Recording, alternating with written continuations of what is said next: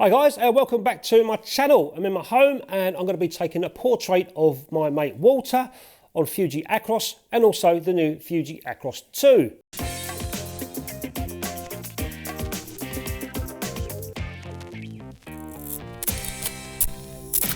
I've asked some people, some of my subscribers and also some private messages, what do you think I should shoot? Some people were saying seascapes, landscapes, architecture, portraits was coming out quite a lot. We've never seen you do portraits before. So that's what I'm going to do in this video for the very first time using FUJI ACROS II. Now I know that the original FUJI ACROS I've used quite a good part of this year and I've really enjoyed using it. And if you're watching this video, you've probably used ACROS before and probably got disappointed when ACROS pulled it off the shelf and said we're discontinuing it. I think that was a year or so ago.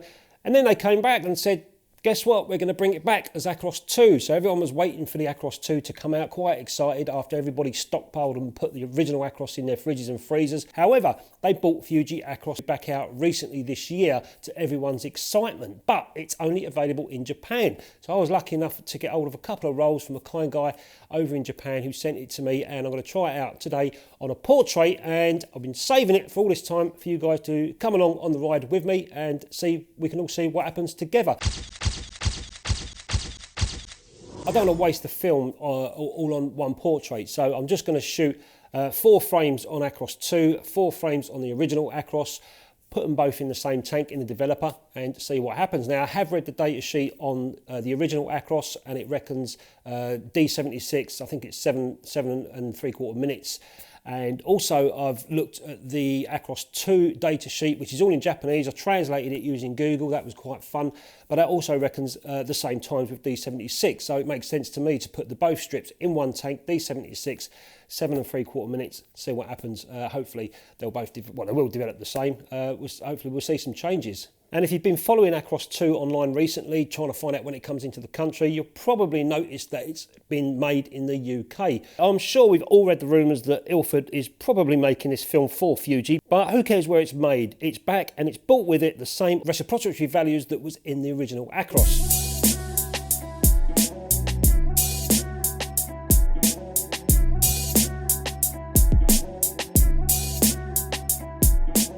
So the fun and games has already started. I wanted to use the Olympus OM20. My flash triggers don't work. And so I've had to hardwire it in using a sync cable. But the OM20 sync port don't work. So I'm going to have to change cameras. Lucky I tested it out before, put the FUJI ACROS started to load it. But I'm going to change cameras and use a Chinon CE5 camera. Still a great lens, still a good camera. And this one works.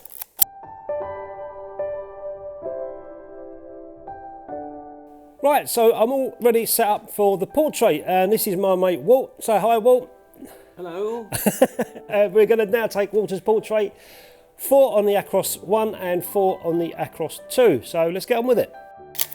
That's 1. Number 2, got it? Okay. Just like that. 1, 2, got it. Brilliant. Right, I'm going to have to change the film over.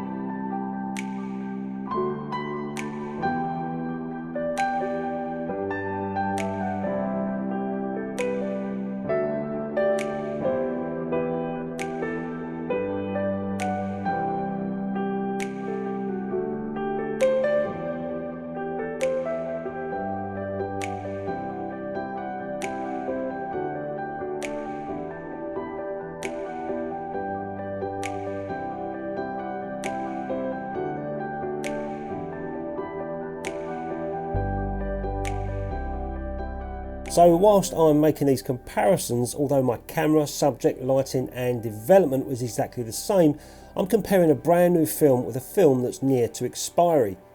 Other variables could also possibly take part, such as storage, and I can't think of any more, but you get the point. This is just a portrait comparison between two films in the best way that I know at this present time.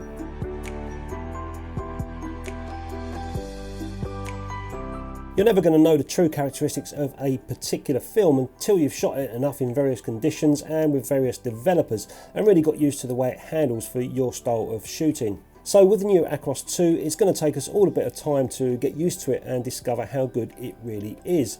Only time is going to tell, and I'm looking forward to getting my hands on some more in the future.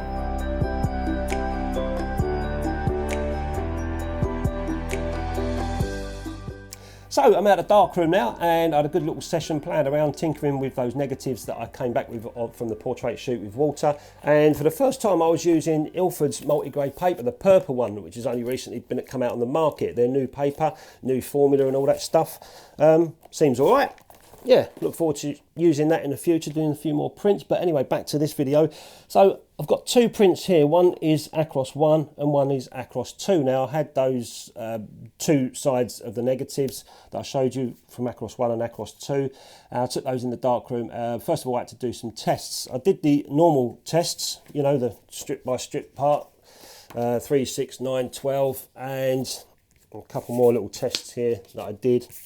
A little bit dark at the bottom, so I did a little tiny bit of dodging, which really I shouldn't have done. I should have just left it. Then I realised, I thought, you know, maybe them tests aren't going to be good enough. I really need to sort of do, because both films have got a different film base and fog when they came out, you know, without a densometer I'm not going to know if there is a difference. So I ended up doing a D-Max test on both films, and if you don't know what a D-Max test is, I'll try and show you one of my strips. So basically I got the rebate of the negative on under the enlarger, and I did a test strip looking for its maximum black, how long it takes to reach maximum black. And these were 1 second, 1, 2, 3, 4, 5, 6. And lo and behold, they were both 6 seconds. The test came out both 6 seconds. So I was happy to go with my prints on both strips of negatives, the Acros 1 and Acros 2, at 6 seconds under the enlarger using a grade 2 filter. Now the new Acros 2 says that it has a finer grain, a better sharpness, and a three-dimensional graduation, whatever that is. I presume that's highlights, tones and blacks, when compared to the original. So I've already done my shot with the original, so that's where I'm going to compare it. It's only a basic comparison, if you like, so I've only done one photograph with one portrait on one person, one condition, one lighting condition. But if we look at Acros 1, these were shot in the same camera, same lighting conditions. Both strips were put in the same tank, in the same developer, obviously. And I did notice that the Acros 1 was, the highlights on Walter's head were more blown out than they were on Acros 2, and also down the shoulder as well, where I'm getting some feedback from the background light that's coming and spinning over Walter's shoulder. You can see on Acros 1 it's more blown out than it is on Acros 2, so it seems like Acros 2 has handled the highlights in this particular scene better, slightly better than the original Acros. So if I look at these images now for grain, I look at them both with my eye in the daylight and I can't see any grain at all. It's very, very fine grain, as I know Acros is, and the original Acros, I can't see any difference whatsoever. And I shot these, when I took the portrait shoot, I purposely got the rest of the background in of my home, just so I can see a difference. And if we zoom in here, you can see Acros 1 and Acros 2. You can see the top, which is the back wall. I've got a frame there. That's a good place to look for grain in the darker area. And I can't see any difference at all. Of course, it's there, but visually, looking at it, looking at the prints with my eyes, I can't see any grain. It's super fine. So that really pleased me, even though it was in D76. So I should imagine Acros's Micro Fen, I think it's called Microfine developer, or even Perceptol would produce maybe a finer grain if you could see it. But I couldn't see any anyway with D76. I was quite happy with that. And finally, sharpness. I can't see any difference with the sharpness either. They're both very sharp prints. And in fact, I took one of Walter's. This was Acros 1, and I cropped in. Now I've got the enlarger head quite high to make this crop. You can see the sort of crop that I'm making, and I use this one because this shows Walter's character best than all the others, and this was the original Acros. And even though I've zoomed in here, it's still a sharp print with very, very fine grain. In fact, I can't really see any grain at all in his jumper, in the highlight areas up here. So the original Acros does hold up really well. So I can only assume that if I did that with, I didn't do, but if I did do that with the Acros II, it would be even better, or maybe just the same. I did go out and shoot a couple more shots as well, just on a lamp in my garden, and these were both, I did exactly the same thing, just shot one frame, cut it out the camera. This is Acros 1 here, and this is Acros 2, and you can see when I cut the film out the camera, well, I cut the film out the can and put it in the camera, you can see I've got some misalignment there. But it doesn't matter because I've still got most of the image in. And I couldn't see any difference between these two shots whatsoever in the highlights, in the lowlights, anything. And I did the same tests as I did with these to get the timings on mine larger. So it's all quite interesting. So that's a little tiny comparison between the original Acros and Acros 2. And my channel's not about making gear reviews or film side-by-side reviews. It's about learning film photography. And that's what I'm doing in this video, is I'm trying to see for myself if there is any difference from what I've read online about the original Acros and Acros 2. And doing this portrait is you know, it's, I haven't done I haven't shot much of this roll. I only shot what you saw here for the very first time. Because I don't want to waste this film, and I certainly don't want to waste the 120 film, because I intend to go out and shoot this possibly with pinhole and see how that stands up with the work I'm doing on that side. But I've still got about 20 odd frames to shoot on this 35mm, which I'm going to go off and enjoy.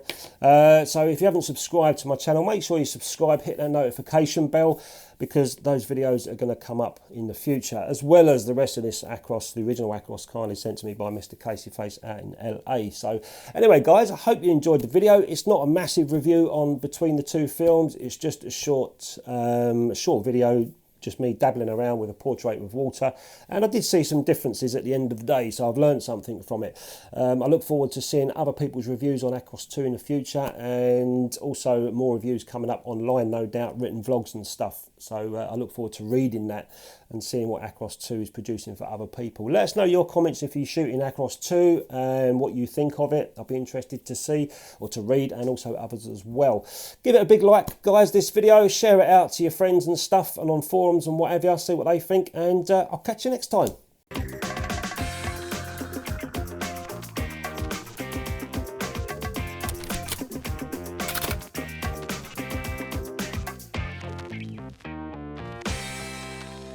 If you like this video, please hit the subscribe button and the bell so you don't miss the next one.